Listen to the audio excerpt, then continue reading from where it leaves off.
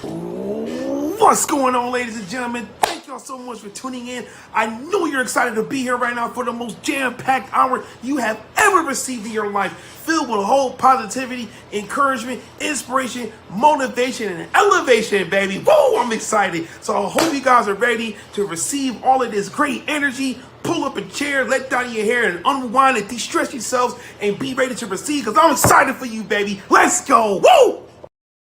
Hey, listen up, y'all. I'm gonna shout out this young gun right here because he's trying to do his thing. Joseph Jaffe, not famous. Probably rightfully so. You know what I'm saying? I mean, I'm famous because, he not famous. And he like, yo, let me call my famous friends and see if they'll shout me out and make me more famous, sir. Right? But so, Joseph Jaffe, man, it's cool. You got your late night talk show popping off. That's what's dope. Streaming, been doing your thing, man. Started this in March of the 2020, which is, tough throughout the years, but booking great guests, man. Jamal Mashboard, James Rollins, steady building it, man. Keep it popping off, man. Keep building your brand, man. Believe in yourself. Keep going hard, all right? That's what it's all about. One of these days, this little acronym of yours, not famous, is not going to be true. People going to see you in the mall and be like, I know who you is. Them going to be your cousins saying it all incorrect like that. But you know what I'm saying? You know what you going to do. What you going to do? They family. All right, bro. I'll holler.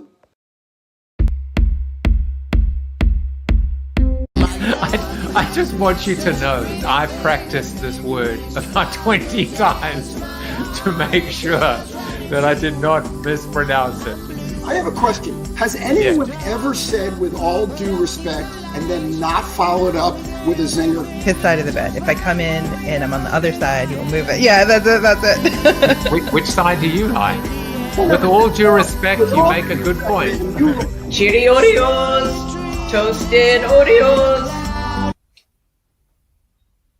Mute. He's muted. I love what he's saying. He doesn't need sounds. You're so small, squishing your head, Joseph. You can. Do it with me, Joe. With all due respect, you really do look handsome, Bruce. Cheery Oreos! Toasted Oreos! Look at you. You are insane. How did I do that? You're How did I do insane. that? You just made the intro reel. Yes, you did. Well, if it isn't Thursday night, I'm checking November 4th, and it is time for another episode of Joseph Jaffe is Not Famous, but my next guest is very famous. How do I know? How should you know he's famous?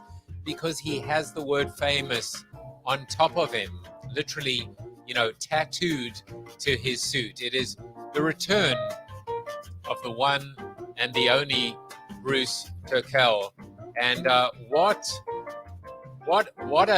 an accolade! He's an author, he's a speaker, he's the inventor of Joseph Jaffe is Not Famous. In other words, please send all of your complaints to Bruce, and he'll just ignore your calls. And then after Bruce, we have Symbolic, the very famous Symbolic. He is a creator, spoken word artist, and excited for him to come on the show and wax lyrical, because that's what spoken word artists do. Now, as part of the format, what we do here is we recognize and we reward people that tune in live. You can get coin. You can get free coin. You can get Jaffe coin. And all you got to do is follow these instructions. Well, you know what?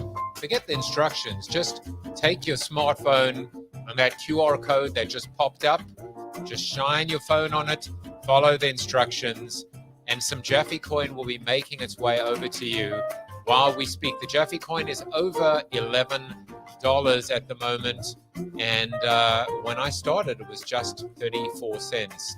This is what happens when the Jaffe economy grows, which means we're all growing together. And in addition to that, I launched my first NFT. On the left, you see the colorful NFT that is available for sale. And you can get certain things like access to the show, to pre-tapings, to auditions, to reunion shows, maybe even cameos, walk-on roles, backstage passes. just go to nft.rally.io/Jaffe Juice. But on the right is a golden ticket. It's a sepia ticket. And that sepia ticket only goes to regulars of the show and guests. So Bruce, Symbolic, you will receive your NFT as my way of saying thank you to both of you for coming on the show. I guess, Bruce, you'll get 2 NFTs and you'll get your smoking jacket when you are the first 5-time guest. And I'm pretty sure I will keep inviting you. I don't know whether you'll keep accepting or returning my calls, but I hope you will be here. And I certainly hope you will be here because this is a soliloquy, Bruce, that is dedicated to you. And I guess I'm calling it, this is the sign that you've been looking for. And it is just for you, my friend. Who am I? Who am I? I'm Jean Valjean. No, I'm not. I'm also not famous. I'm 24601, which is half my social security number. No, I'm not, and no, it isn't. I'm a talk show host. My guest tonight wrote a book. Well, actually, he's written a bunch, but tonight we'll be talking about his brand spanking new book. Is that all there is? Like all great book titles, it pretty much tells you exactly what the book is about in the title. Or does it? Is this a business book? A self-help book? Has Bruce Turkel become the new Dr. Phil? Perhaps the subtitle will shed some more light. What are you doing for the rest of your life? I can actually answer that, assuming it wasn't rhetorical. Also, I wonder if the question shouldn't have been, what are you doing with your life? Well, knowing Bruce, I suspect that's not correct at all. The question is not interested in what you've done or even what you're doing right now. Rather, it's focused on what you're going to be doing next. Also, I could answer what I'm not going to be doing for the rest of my life. I'm not going to be consulting. I'm not going to be living out of a suitcase and spending my life on a plane. Sorry, American Airlines, although I did requalify for Executive Platinum through 2022. I'm a talk show host. I'm a teacher. And if there's time left over, I might do a little bit of speaking and writing. I didn't need a midlife crisis to help me make this pivot. I didn't even need open heart surgery, which, if anything, just slowed me down temporarily. If anything did help me, it was the very same thing that each and every single one of you experienced as well, together over the last 18 months. But did all of you become talk show hosts? Fortunately for me, not. I want to leave you today with 2 points that hopefully will help you answer the question, is that all there is? Number 1, you don't need life-changing circumstances to change your life. You can do it today. You just need to take a good hard look in the mirror, hopefully not naked, and take stock. And number 2, it's not too late. It's never too late. So do it today, do it right now, or just as soon as you're done watching the show, and of course, buying Bruce's book. Well, speaking of buying books, it's time to do some proper merchandising. It's time to welcome him on the show. But before I do that, I just want to be able to say hello to Grace Holden, who is here, to J.S. Gilbert, who says, hi, Joe, and Glenn, who says, Glenn is here watching Joseph and his guest as usual. Cyrus is here. Mirror, mirror on the wall. Who's the best boy famous host of them all? Nicely done there, Cyrus. Cyrus is an owner of the JAFFE coin and a previous guest on the show. But enough about them. Let's talk about Bruce. Bruce makes his clients' brands more valuable. Simple as that. He's worked with Miami, Puerto Rico, and Kissimmee Visitors Bureaus, Nike, Discovery Channel, HBO, and Bacardi, spoken at MIT, Harvard, and UF. And I know what stands for. It's got to be University of Miami. Go Canes. On NPR, CBS, Fox, MSNBC, and CNN, has been featured in the New York Times, Fast Company, Communications Arts, and Speaker magazines, and of course, is a 2-time guest on Joseph Jaffe's Not Famous. Bruce has published 5 books on advertising and branding. His latest book, Is That All There Is?, explores why and how successful people change their lives. Why has he done all of this?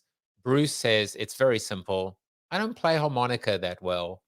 Please join me in welcoming him back to the show. Mr. Bruce Turkel, you are back on the show, and the crowds That was go wild. wild. Hello, Joseph. I never forgot. Don't bore us. Get to the chorus. That was a fun segment. That was. And we're going to have, and of course, the Scooby-Doo impersonations, which, by the way, has made its way to another of the introductions. I can honestly say I am richer for knowing you, Mr. Bruce Turkel. Well, thank you. I love being in your introduction. And then I'll tell you, after that, I am so confused because you have QR codes and you have NTFs. And you know, it just dawned on me while I was trying to figure out what your NTF was. NTF is just one letter away from WTF, which I think is quite fitting. So I signed up to get your JAFFE coin because, you know, it should be my intro into cyber. Why wouldn't I want to become a cyber billionaire based on JAFFE coin? I mean, it's just perfect. I am so confused. My head is spinning.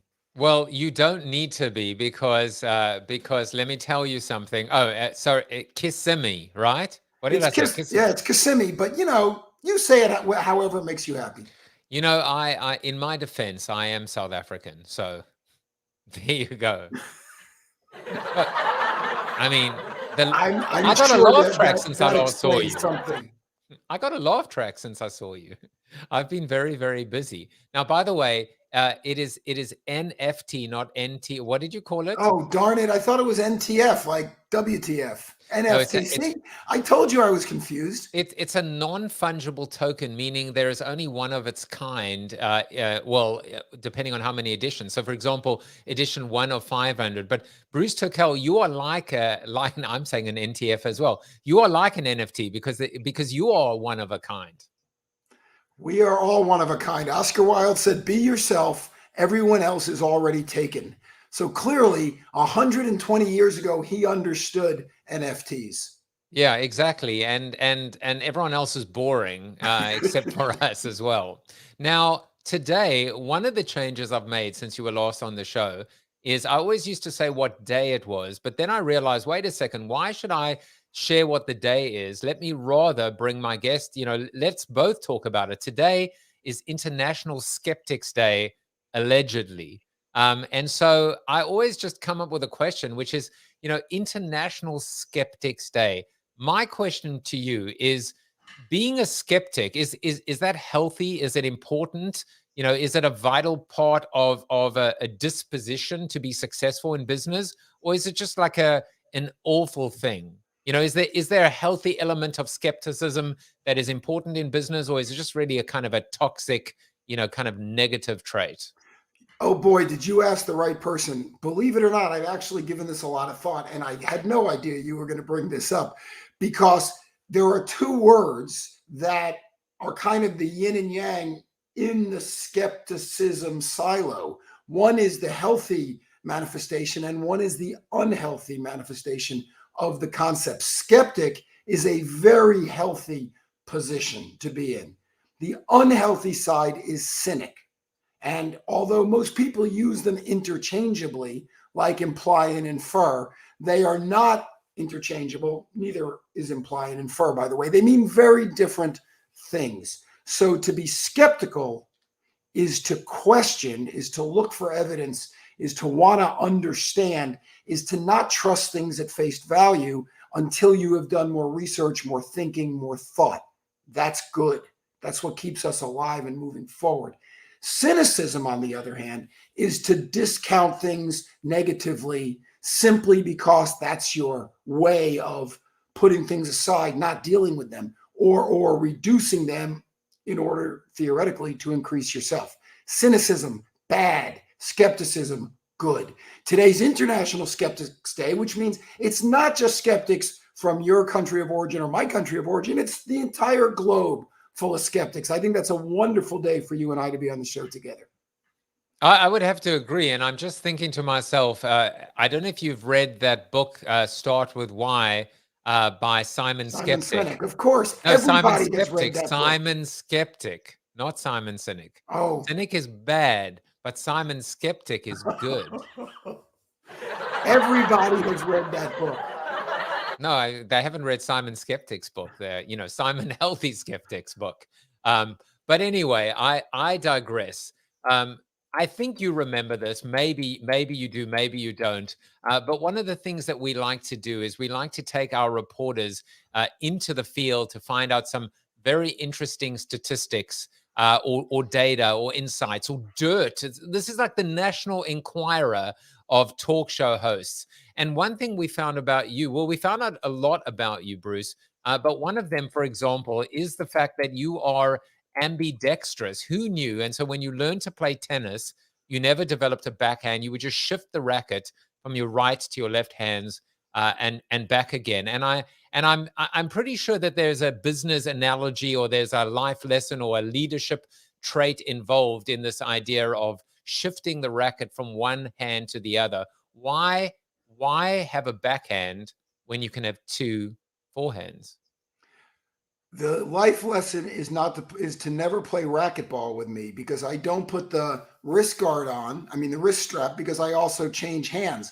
But if it gets hot on the racquetball court and you get a little sweaty, sometimes when I change hands, the racket doesn't make it to the other hand. So you do not want to be in front of me when that happens. All right. So when you are not playing two-handed tennis, you are, I mean, again, who knew?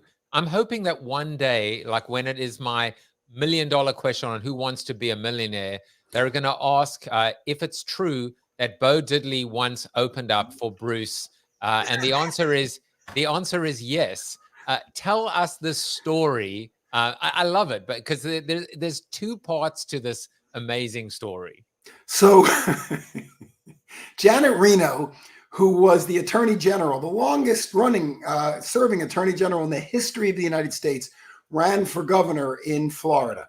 And she was doing a big fundraising event. She was a family friend. My parents and Janet were very, very good friends.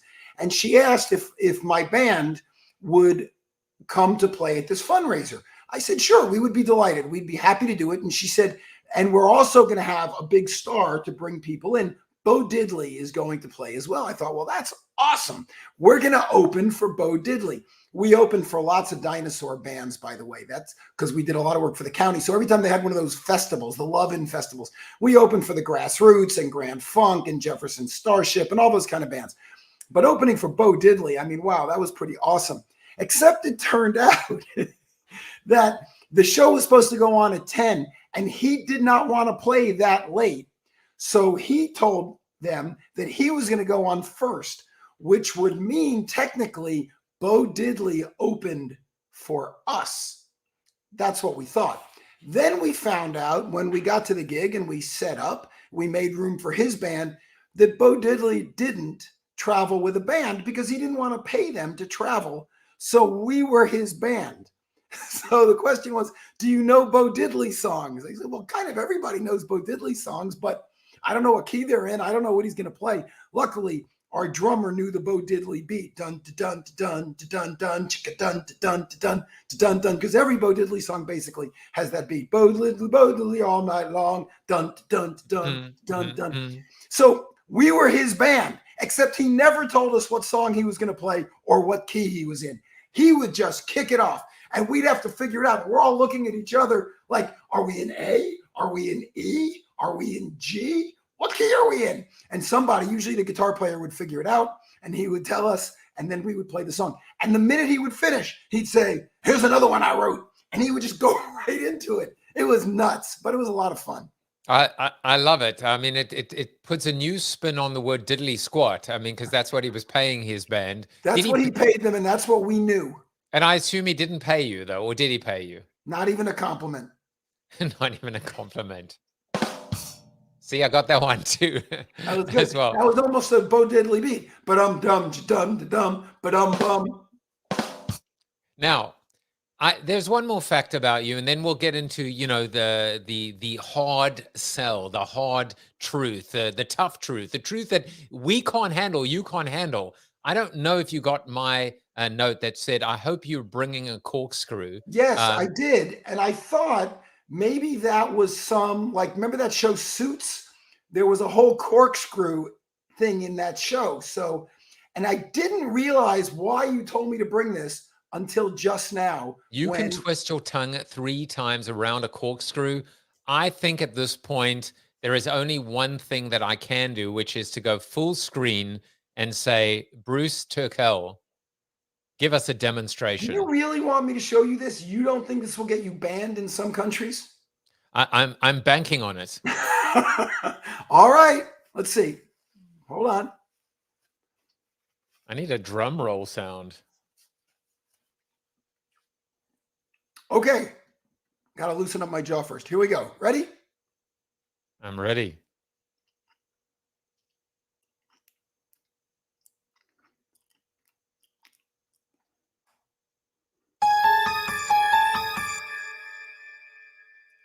And the crowds go. You can watch it in slow motion. You know what? If I had better production facilities, meaning any, what I would do is we would go into the slow motion, including the sounds that would go like. And you know what? If I had higher standards, I would not have done that on your show. I know, but thank you for lowering your standards to be on the show. I always focus on the lower bar. Tonight, it makes it so much easier. Tonight, Joseph Jaffe is Not Famous has descended to yet another of Dante's Inferno levels. we have hit a never before hit low. Yeah, exactly. Probably will conspire to keep you from becoming famous, and that's me being skeptical, not cynical. And also it's you being on brand and on strategy. So I appreciate that. And speaking of which, you are, for those people thinking that Bruce Turkel is just, you know, a male model, a member of Bo Diddley's band, and a corkscrew burlesque. I'm just going to stop right there. He's a pretty brilliant marketer, branding expert.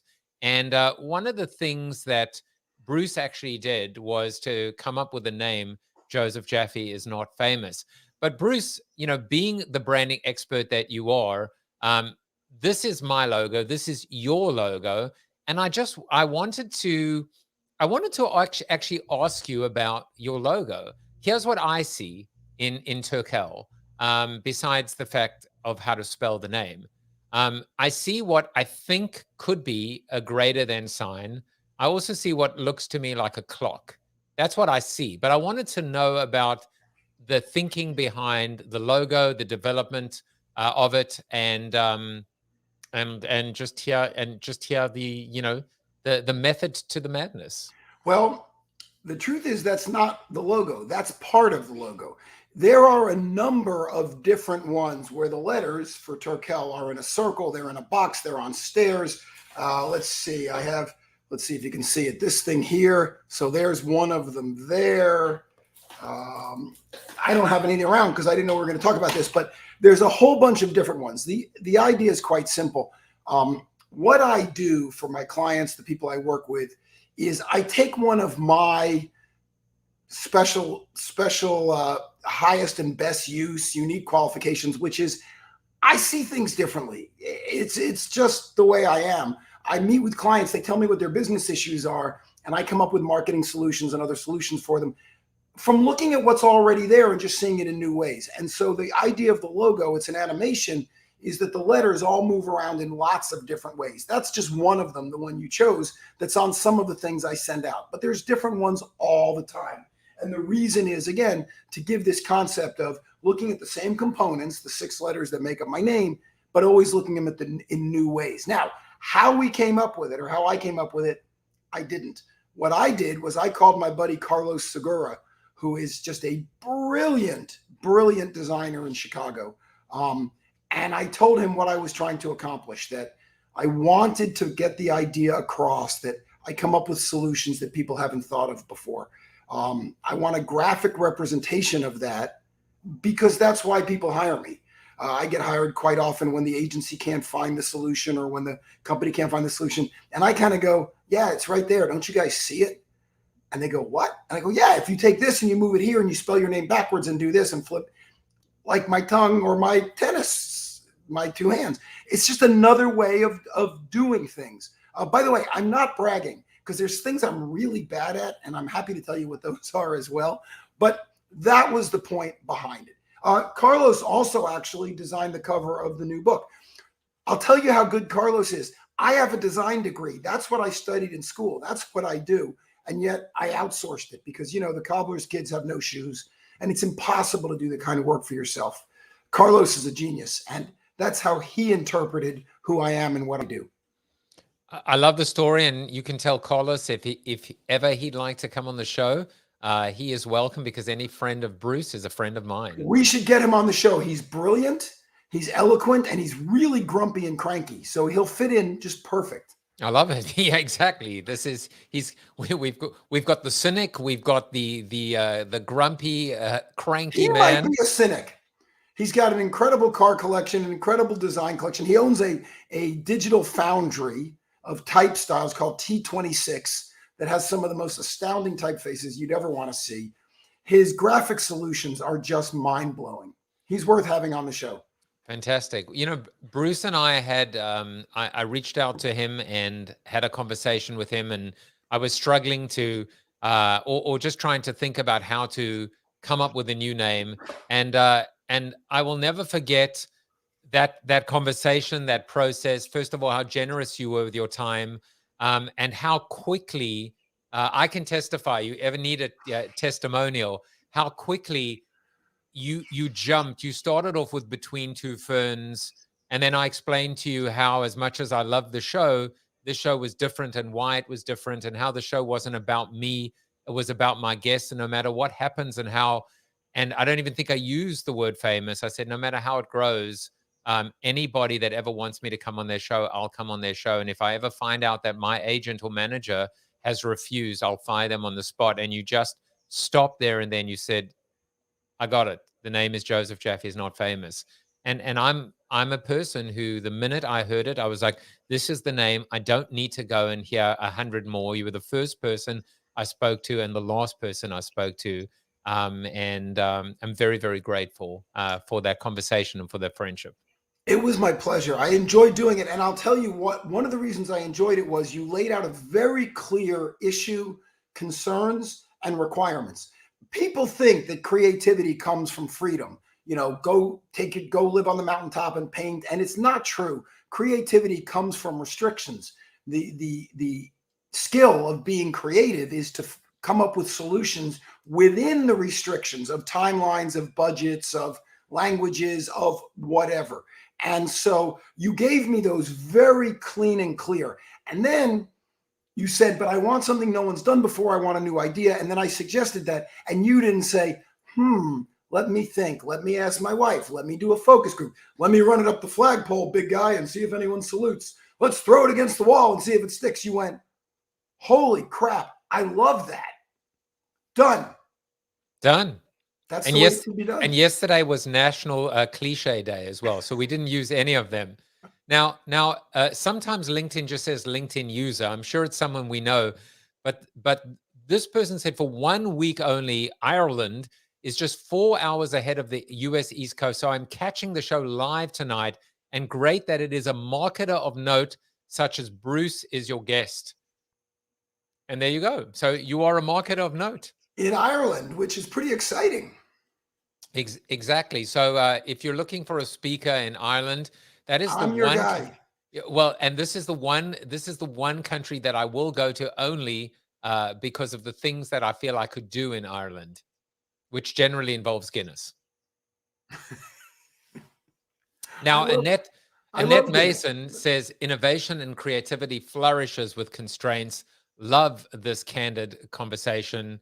And we got and cheers from Greece too, which is a fearsome last name.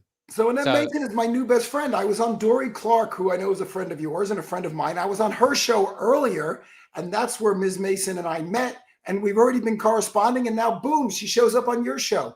It's kismet. It's meant to be. It's amazing. Sure. And by the way, J.S. Gilbert says, can Bruce market potatoes? I marketed plantains for Columbia Turbana bananas and bananas. So why not? I think you could market anything and do it in the most amazing way. But now we get to segue into this amazing new book. And this is the part where I basically wallpaper my entire life to suit you, not only the background, not only the book, but I even say tonight's show is sponsored, not even in part, but in full by Bruce's new book. So there is your logo. Bruce, let's talk about the book. But before we do that, when I said to you, do you have a video that introduces you? You said, I'm a marketer. I've got a video for everything. Instead of content, what we all need to care about is context. We all need to understand where our businesses matter in the lives of our consumers.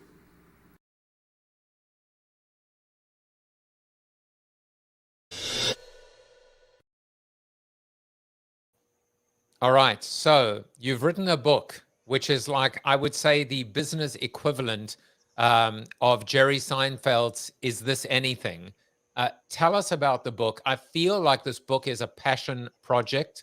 I want to hear all about it. I want to hear about the design of the book. I was reading the review, the Forbes review of the book. And there's some very, very interesting things here, Bruce.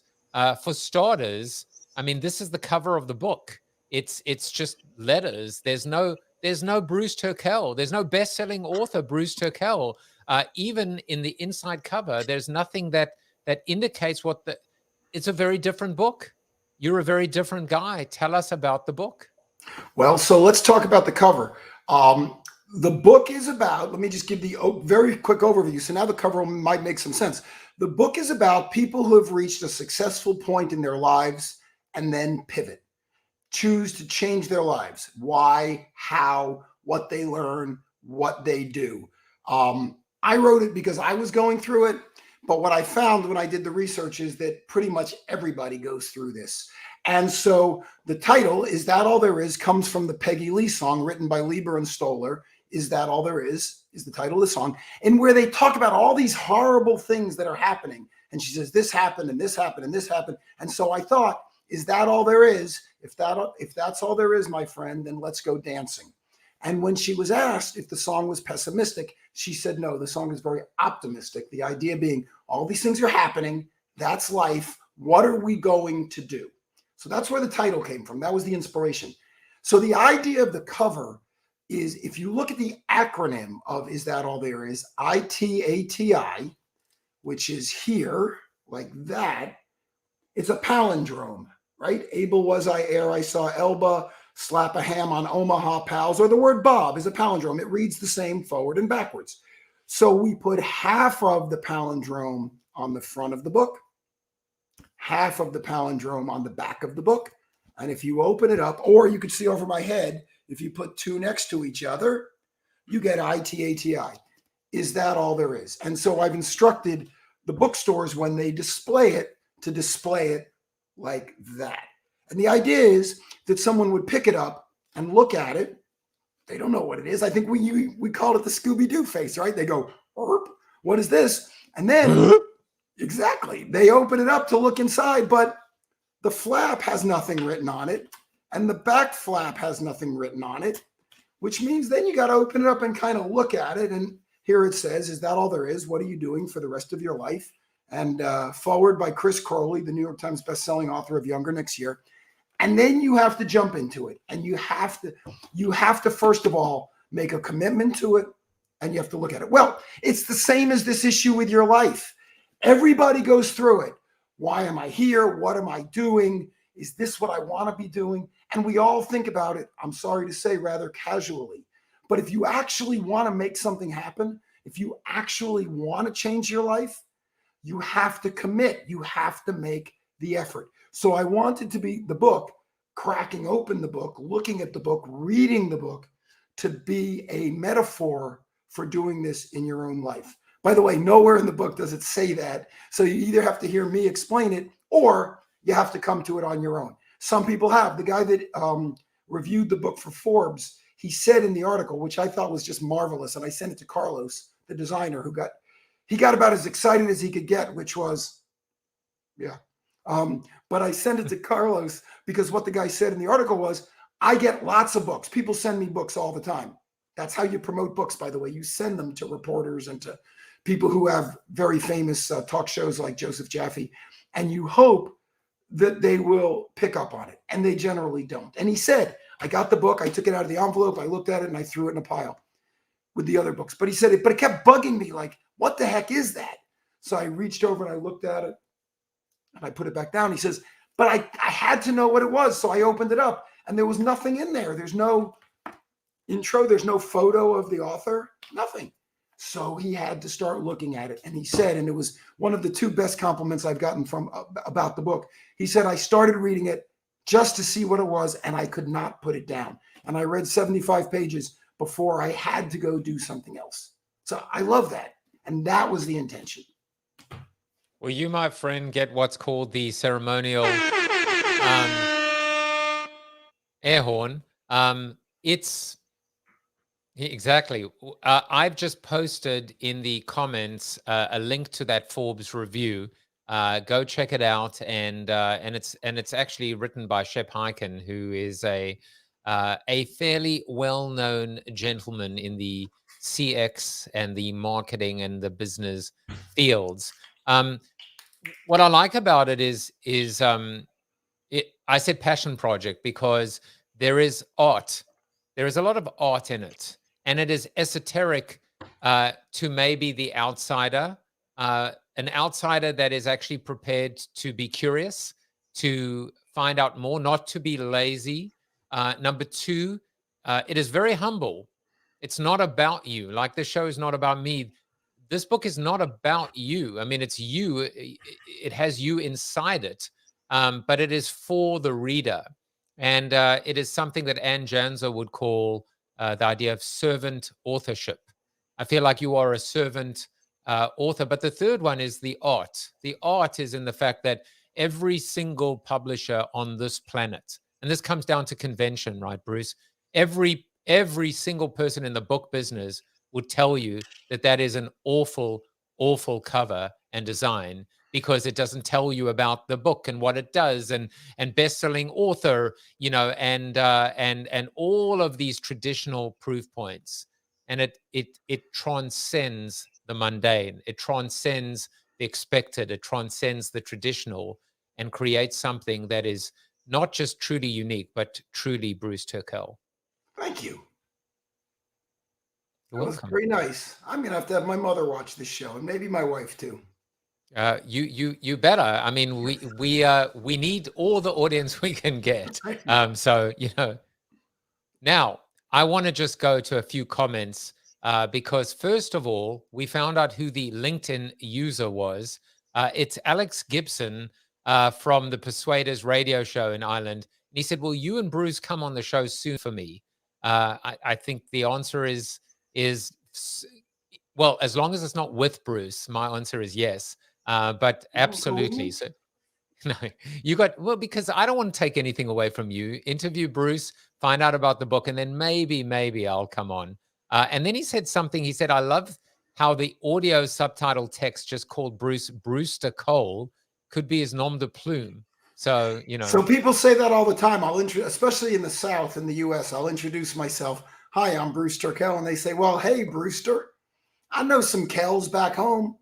So, you know, I guess that's meant to be Brewster Kell. All right. So now I'm gonna remember that. I'm gonna just make a note next time you come back on the show. Brewster Kell, exactly. So you've written this book. You heard my soliloquy. You know, my soliloquy that basically talks about this idea of what are you doing, the subhead, right? What are you doing with the rest of your life? What are you doing from this moment on? And the way that I interpreted it was, what I love about it is this book doesn't look backwards, and it doesn't, it's about looking forward. It's about moving forward. It's about taking stock, right? It's about prioritizing, but also there is a business angle about leadership and about maybe like going back to the idea of being a servant leader. So I would love for you to make the connection and bring it back to this idea of what it is to be a successful business person in today's ridiculously unstable, turbulent times, not just in terms of being that light inside the company and leading by example, but also being able to look in the mirror at the end of the day and say, I actually created something real. I did something of value. Well, I will tell you, I ran an ad agency for about 30 something years. And we had some successes. We did some great work. We had a number of employees. We had some offices in Latin America. We did quite well. But I remember somebody asking me once, what was I proudest of having run this organization? And I thought about it. And I thought, maybe it's some of the work we did. I mean, we did work for the ACLU that got Florida to replace its voting machines. We did work for Miami and for the tourism destinations, and that created jobs and all these great things. Plus, we won a bunch of awards. And I thought, and that's what I loved was the work, right? But I thought, that's not really it. I don't get any sense of, wow, that was special when I think about that. And then I thought about other things we had done. And all of a sudden it dawned on me, the thing that I was proudest of was that in 32 years of running a business, I never missed payroll. And the person I was talking to, who was not a business owner, said, oh, you made money every single month or every single week you were in business? I said, oh God, I didn't say that. What I said was we never missed payroll.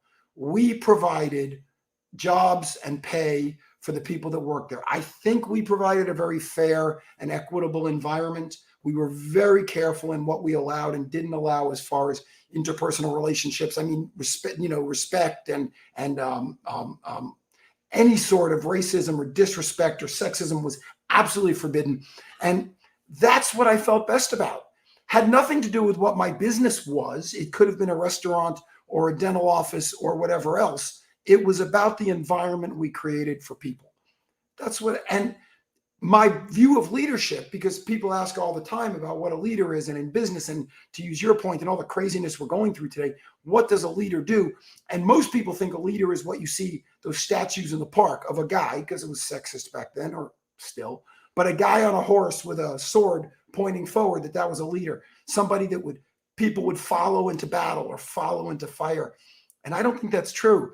I think the job of a leader is to create other leaders. So then I looked back at all the people who had worked in our office over the years, and how many of them went out and started their own businesses, started their own agencies. And I was always sharing all the things we had learned and helping them and giving them work. And, if there were jobs that came to us that I didn't want or couldn't do for whatever reason, recommending the people that had worked with us. And it really dawned on me that that's where my sense of value came from. It was not from doing the work. It was not from writing the copy or shooting the commercials, or even, to be fair, making the money. It was about providing a good environment for people and providing them with the kind of lifestyles that they wanted. And so helping others is what I found out mattered to me. Well, you can, I'm getting all choked up here. It's something, funnily enough, I think about as well in my very brief tenure as an entrepreneur, starting 3 companies. And I always say that I sold my first company not because of me, but in spite of me. And people think it's a joke, but I'm actually being dead serious.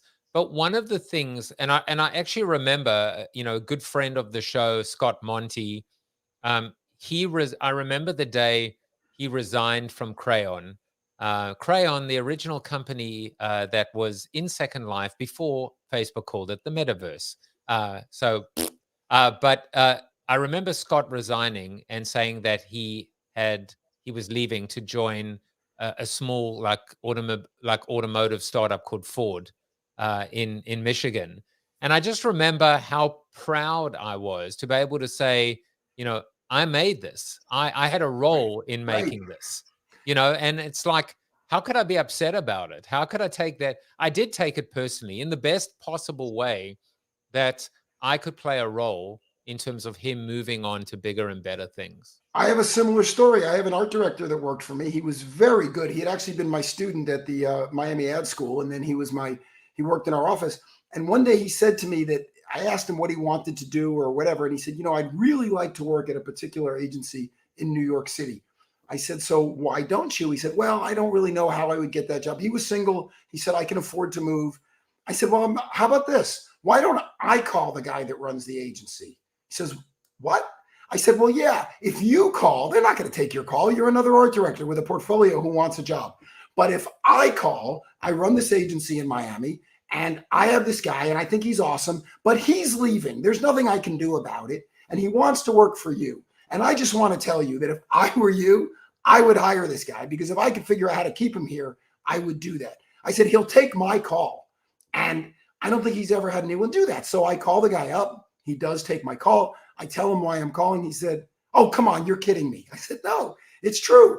He said, you're calling me to tell me that I should hire one of your employees, one of your best employees? I said, the guy's leaving anyways. He wants to move to New York. He needs to fill out that page in his book, his life book, and he wants to work at your agency. And I got to tell you, you'd be a fool not to hire him. The guy went and got the job. I was thrilled. The other day, I got a letter from a kid who used to be an intern in our office that he works in New York. He's the executive creative director for a multinational agency. And he says, but I still remember the 3 months that I interned in your office and how much I learned. That you get those letters and you say, I guess I did do something that mattered.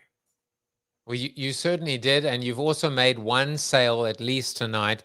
J.S. Gilbert says, Amazon will be delivering me the book on Sunday.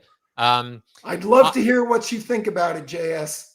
He also asks a question, which you know, you can choose to answer or not answer. He said, is it true that you earned most of your net worth at the age of 63? Which you know, I resent that question, because I don't think you're 50 yet.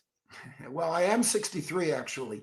No, I earned most of it in my late 50s. But you 63? Shocking, isn't it? All I'm thinking is, at the age of 50, with you know my health conditions as I have, I wish I looked like Bruce Turkel and it has as much hair as the man at 63. Bruce, I'm going to ask you one more question. Our good friend Fearsome last _ says, so if somebody asks, is that all there is, and you had to answer with a yes or no, which one would it be? Emphatic no. No. That is not all there is. There is so much more. There you go. It's an emphatic no.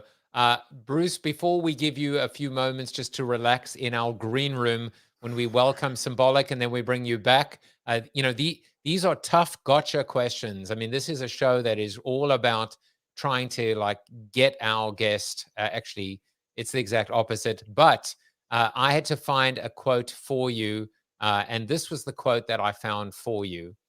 Your visions will become clear only when you can look into your own heart. Who looks outside dreams, who looks inside awakes. And that, of course, was our good friend of the show, frequent guest, C. Jung, which I can only assume is our good friend Carl Jung. So very Jungian, I think, the book that you've written, no doubt. I think Carl Jung's name was spelled with a K. Or maybe it was a different, maybe it was Carl Jung, you know.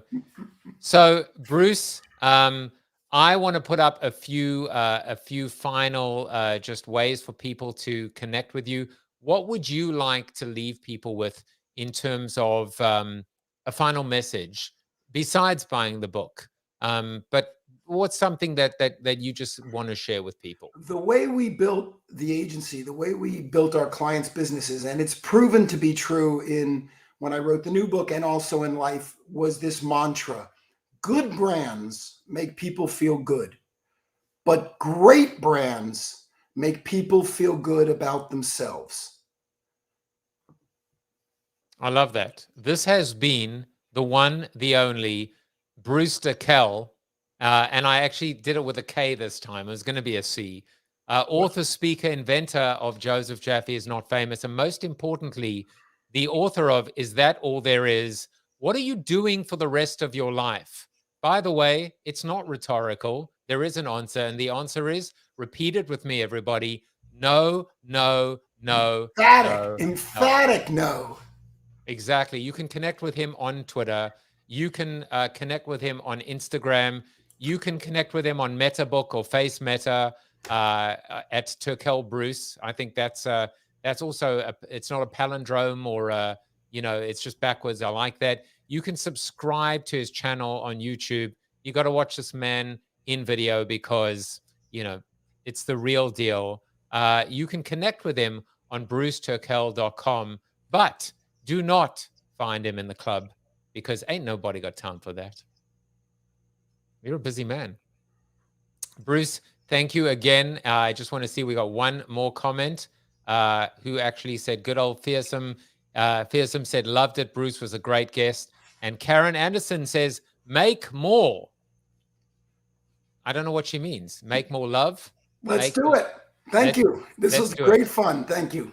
Bruce, I will see you in a few minutes. I'll be right here. I'll be hanging in the green room. Awesome. Hang and enjoy those M&Ms. The virtual champagne. Right, and the M&Ms and I think and you were a tough guest because I think your people said only green M&Ms. Do you know the story behind that?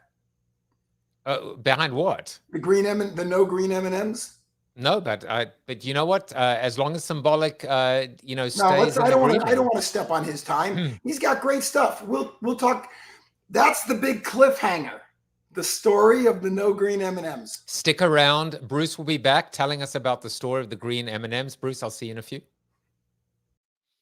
Well, that was Bruce Turkel, and as you can see, Bruce and I have absolute zero chemistry. We clearly don't like each other and don't enjoy each other's company. But now it is time to bring on our creator, Symbolic. And let me just tell you a little bit about him. Symbolic is a spoken word artist from Brooklyn, New York, known as the Metaphor King. At least he's not known as the Cliche King. Part of the poetry collective called Street Prophets. He'd been performing poetry for 2 years and writing for 8. He also recently released a book, so they're just authors all around on Barnes & Noble called Symbolic Chambers. Lastly, he has partnered with a social media influencer company called FanMai. I cannot wait to find out about it. Symbolic, welcome to the show. Hey, what's up? How you doing? I'm good. How are you? Well, I'm good. I'm chilling. I need to know about the green M&Ms soon, though. I'm not gonna lie. I wanted to know about the M&Ms too. I mean, because the guy's a marketer, so he knows how to, a call to action and a cliffhanger. Symbolic. Imani Elaine is here and says, Sim. So I tell you what I'm gonna do. I am gonna disappear. I'm gonna put you on full screen. I'm gonna have you introduce what you're gonna perform for us, and then myself and Bruce will be back to wrap it up. So take it away. All right, no problem. All right, well, so I know Symbolic, the Metaphor King from Brooklyn, New York. I have a poem called Hunger Pains, and I'm gonna just get right into it. Well, I charged myself with negative energy because positivity wasn't provided, especially when my feelings went numb, and I unblocked all that suppressed me. You see, I ate the pressure once and my appetite hasn't been the same. Stress eating, fat belly consuming anxiety in one big serving, to starve the next day and repeat, to starve the next day and repeat, to starve the next day and repeat. A sucker to glutton. I drank opinions one time and I've been hooked since. Slurring words whispered to me, steady sipping.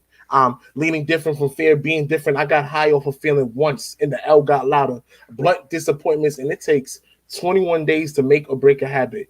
But it took 2 hours for my feelings to feel rabid. Addiction to me and expectations, I'm swerving off course in need of a roadside assistance before I end up like roadkill trying to grab life's coattail, gripped to the tiring tires paved to keep me off track. But I tend to cross roads, running rapid.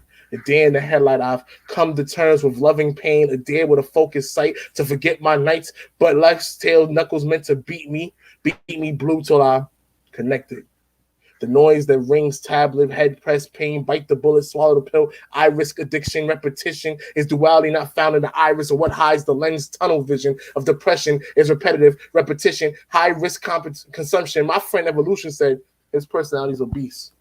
I took that as being the grizzly, bearing all that glues them. Poetically speaking, I eat their trauma so that they don't have to. My anxiety's been overstuffed trauma for breakfast, pancakes be a sad face with a sunny side eggs and mistakes.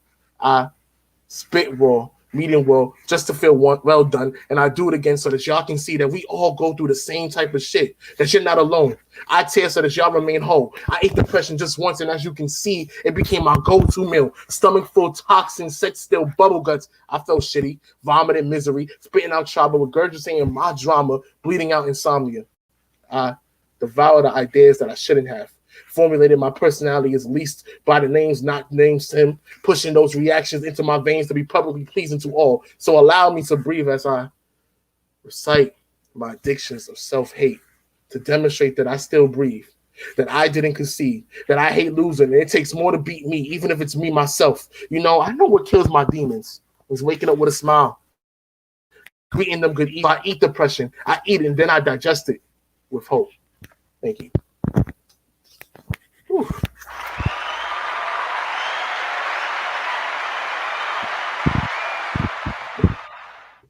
Thank you.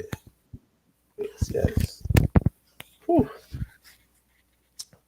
Well, I always go to my guest first. What did you think, Bruce? I didn't think I was back on. I thought I was hanging in the green room. I thought that was amazing. I thought that was absolutely amazing. I want a transcript because I was so busy digging the beat that I lost some of the words, and I'm thinking, wait, what did I just miss? That was wonderful. Thank you. Thank you so much. I appreciate that. Symbolic, you talk about hunger pains, detailing your self-consuming trauma and what you did to survive it. This idea of soul searching. Everybody's going through so much trauma at the moment, and I gotta say, just for me, I've been so lucky to hear so many spoken word artists, and I also just appreciate the emotions. Some are angry, some are passive, some are, some are just emotional. Just all the different. You just seem, your whole flow is, even the way that you will create run-on sentences and pause in inconvenient times or unexpected times. It's beautiful because it flows, and yet it's jarring, but the jarringness of it is still rhythmic. It was beautiful. I appreciate that. I think that's how it is, like, because I don't consider, like, this modern day poetry and stuff. I think the way I write poetry is just everything's all coming through my head so fast. So as I spit it, I think of the performance aspects as I'm spitting it, and like the pausing and stuff is how I feel in the now when I'm writing it. Because as you said, we all experience a lot of trauma, especially because of the year of last year, how last year was. So, and how last year was, and being like separated from most stuff, like the real world outside, then you're stuck with thoughts alone even more. So I think that's the blessing. Sometimes it's a curse to the poet because you have to re-experience the trauma and write it down, but it's also the blessing because it's a way to exit it out. So, the other thing I loved was when you talked about what it takes to create or break a habit. And I thought that was critical for a number of reasons. What I said earlier about you can't simply change your life because you say, hey, I want to change my life. Isn't this fun? But it actually takes effort. And you said, I think 21 days and I got to do it and all of that. And I love that you mixed the scientific reality of it, because that is what people will tell you it takes, with your fantasy of dealing with the issue. So it was both sides of the issue. It's here's what I think I need to do. Here's what they say I have to do. But you didn't have to say that. As soon as you said 3 weeks or 21 days or however you, again, I wish I had the transcript because I was digging on the meaning, but it was such a clarifying moment You can want it all you want, but you also got to do the work. Exactly. That's why Bruce Turkel. That's why Bruce why Turkel is Bruce Turkel. I mean, how you picked all of that up as quickly as you did. That's what makes the soul searching so important. And breaking those set habits. Or how do you feel like you could wake up every day still feeling bad, but you at some point you got to wake up every day and like, how do I stop myself from feeling bad? Not just waking up like, oh, I'm feeling bad. Like, yeah, it's gonna take longer than what is suggested, but it's up to you. You know, and when the ride is over, it's over. You enjoyed it or you didn't. It's still over. So what are you going to do for the rest of your life? Yeah, I think you don't want to meet your maker and still be trying to answer the question, is that all there is? But I think if there's an interesting common theme, we all spoke about this idea of taking stock, about pivoting, about committing to change, you know, about being in charge, about being master of your own destiny. It's just really funny how I guess myself through my practice of my show, Bruce through his book, you through your words, we're all kind of saying the same thing, not I suppose differently, but in our own unique way. Now, Imani, Elaine, and Papi Diablo are just sending you fire, my friend. That's my friend. Shout out. No, absolutely. Well, Symbolic, before we go, just a quick question for you, which is, tell us what is next for you. Tell us what you're working on. You have a book. Feel free to show us that book. So we got Symbolic Chambers. You know, if you can see, that's a picture of me behind like bars. This is the chains being broken. So basically, for Symbolic Chambers is a book on the premise of being trapped by three thoughts: our mind, our heart, and our guts. In a sense, we have three things that we think with. So each chapter, one is named Symbolic, heart, gut, and mind. And it's like me being prisoner to my emotions and how I'm letting it out. So essentially, yes, it's kind of dark and certain stuff, but it's my way of escaping all these emotions. And so this is my first baby. It's my first book, Symbolic Chambers. I am working on a second book right now. I don't have a title for it yet. I have the poems in it so far. Don't have a title for it, but I am working on a second book. And I possibly might be working on a poetry EP sometime in the future. So yeah. That's what I got going on. Go to barnesandnoble.com and buy Symbolic Chambers.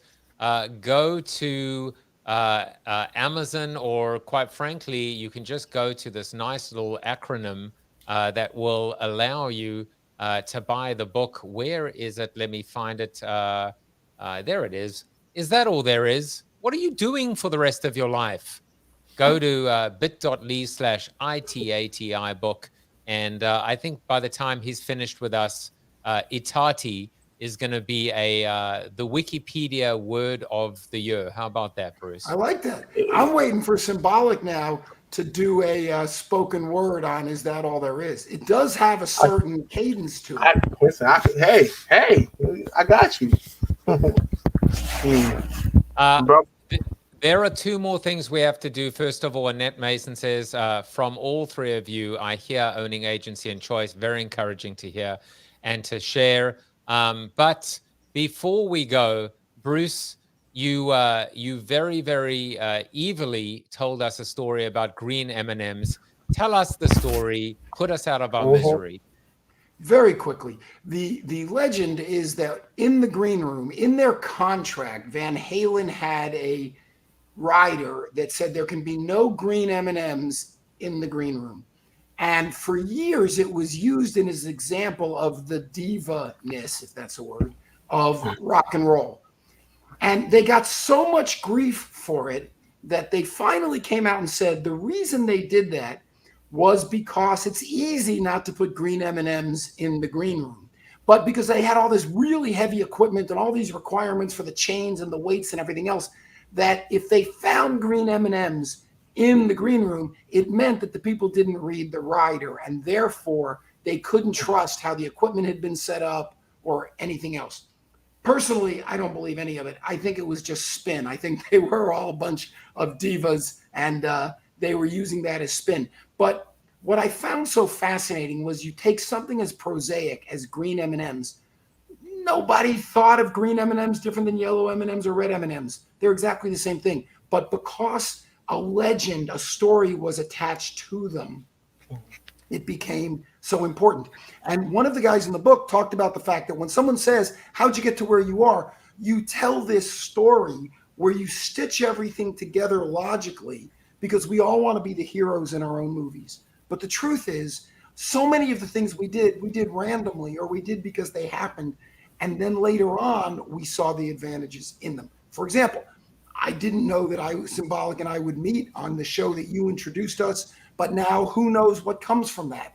And all of these opportunities are there for us to, and I mean it in the best of ways, to exploit if we pay attention.